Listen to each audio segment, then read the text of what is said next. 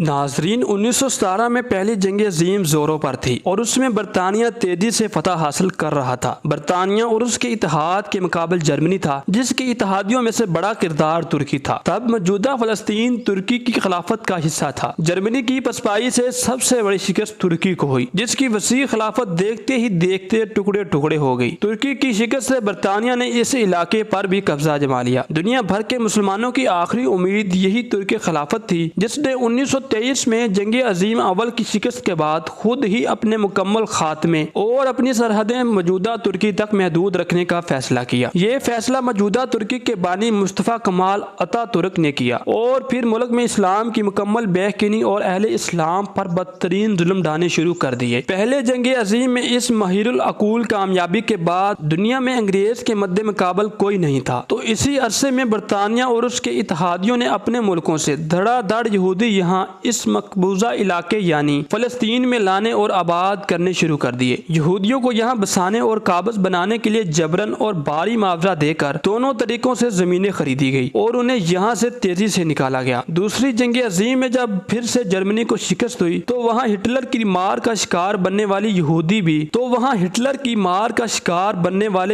भी मजलूम करार देकर यहाँ लाए जाते और आबाद किए जाते रहे, क्योंकि सारी आलमी ताकत तो बरतानिया और बड़े फातेह अमेरिका के पास थी, जिन्होंने इसी अरसे में यूएन भी बनाई। इसी दौरान में यहूदी आते और फलस्तीन बेदखल होते रहे। यहाँ आबाद होने वाले इन यहूदी के साथ सारी आलमी ताकतें थी, जो एक तरफ अपने मुल्कों में फसाद डालने वाली इस मखजूब कौम से तंग थी, तो साथ ही इनसे निजात के लिए मुकद्दस सरजमीन फलस्तीन में इन्हें बसाकर मुस्लिम दुनिया के ऐन सीने में खंजर भी घोंप रही थी। ये वो जमाना था जब दुनिया में आजाद मुस्लिम ममालिक महज चंद एक थे और उनकी हैसियत भी बराए नाम थी। अरसा 30 साल में जब यहाँ यहूदियों की एक माकूल तादाद जमा हो गई तो उन्होंने अपने आजाद मुल्क का ऐलान कर दिया, जिसे अमेरिका वगैरह के बाद फौरी तौर पर मई 1948 में अक़वाम मुत्तहिदा ने भी तस्लीम कर लिया। यूं इसराइल एक बाकायदा कानूनी रियासत बन गया, जिस पर हमला आलमी बरादरी जुर्म करार पाया। इसके बाद से अब तक यही सारी आलमी ताकतें पूरी कुव्वत के साथ इसराइल की हर तरह से मदद और हमायत में खड़ी है। अरब ममालिक जिनकी माशी व अस्करी कुव्वत बराए नाम थी, उन्होंने इसराइल को खत्म करने के लिए बार बार कई जंगें लड़ी, लेकिन आलमी ताकतों खुसूसन अमेरिका की तमाम तर जदीद टेक्नोलॉजी की फराहमी की वजह से इसराइल को शिकस्त ना दी जा सकी और ना निकाला जा सका। यही सूरत हाल आज तक कायम है। इस सारे किस्से में सबसे दिलचस्प बात यह है कि जिस अल-कुद्स की खातर यूरोपीय सलेबी हमेशा मुसलमानों से जंगें लड़ते रहे और कत्लेआम करते रहे और अपनी अफवाज क्या करवाते रहे, वो इसी अल-कुद्स से अब यहूदी के हक में सिर्फ दस्तबरदार ही नहीं हुए बल्कि इनके मुहाफ़िज़ बन गए। इसराइल से ज्यादा इसको बनाने वाली आलमी ताकतों के खौफ और मुसलसल दबाव के बायस अरब भी आहिस्ता आहिस्ता पसपा हुए। इस पसपाई की दूसरी बड़ी वजह यह बनी कि फलस्तीनों की क़यादत हैरान कुन तौर पर पहले ईरान और फिर तुर्की के ज़ेरे असर चली जाती गई। कमाल हैरत यह है कि ये दोनों मुल्क वो हैं जिन्होंने सबसे पहले इसराइल को तस्लीम किया, और जब भी अरबों ने इसराइल से जंगें लड़ी ये दोनों ममालिक ही अलग थलग रहे। इनमें से कभी किसी ने किसी फलस्तीनी महाजिर को पनाह तक न दी। एक जमाने से आज तक हमास और सारी फलस्तीनी क़यादत का हेड क्वार्टर कतर है। 70 लाख फलस्तीनी यही खलीजी मुल्कों में पनाह गज़ीन है, बल्कि अब अरब मुल्कों के शहरी हैं और गजा मगरबी किनारा वालों की जिंदगी अव्वल दिन से अरबों ही के पैसे से चलती है। इसके बावजूद इनकी न जाने पींगे क्यों तुर्की और ईरान से पड़ी हुई हैं, जो उन्हें सिर्फ नारों से बहलाते हैं। ईरान ने अगरचा मौजूदा मजहबी इंकलाब के बाद इसराइल को तस्लीम करने का फैसला तो वापस ले लिया, लेकिन ये कदम एक दिखावे से ज्यादा कुछ न रहा। तुर्की की फलस्तीन से हमदर्दियां बजा, लेकिन उन्होंने आज तक कभी इसराइल से किसी किस्म के तल्लुकात मुनक़ता नहीं किए और ना आज तक ईरान ने इसराइल पर कभी एक गोली चलाई, ना कभी दुनिया में इसके मफाद को कोई मामूली नुकसान पहुंचाया। ये सब देखते हुए भी हैरान कुन तौर पर हमास की क़यादत को ये बात आज तक समझ नहीं आई कि दुनिया में कौन इनका दोस्त और कौन दुश्मन। इनकी इसी लामतनाही खलीज मुखालफ और गैर अरब मुल्कों की पुरअसरार दोस्ती से तंग आकर और यूरोप व अमेरिका के जबरो दबाव के बायस इसराइल से आज यही अरब बिला आखिर ताल्लुकात कायम करने पर मजबूर हुए। इसमें कोई शक नहीं कि मसला फलस्तीन रुए जमीन की इस बहादुर तरीन कौम की वजह से ही जिंदा है कि उन्हें इसराइल कभी नहीं झुका सका। हमें अल्लाह पर पूरा यकीन है कि जब तक एक भी फलस्तीनी जिंदा है इसराइल कभी ना चैन की नींद सो सकता है और ना ये कब्जा कभी खत्म हो सकता है। इसके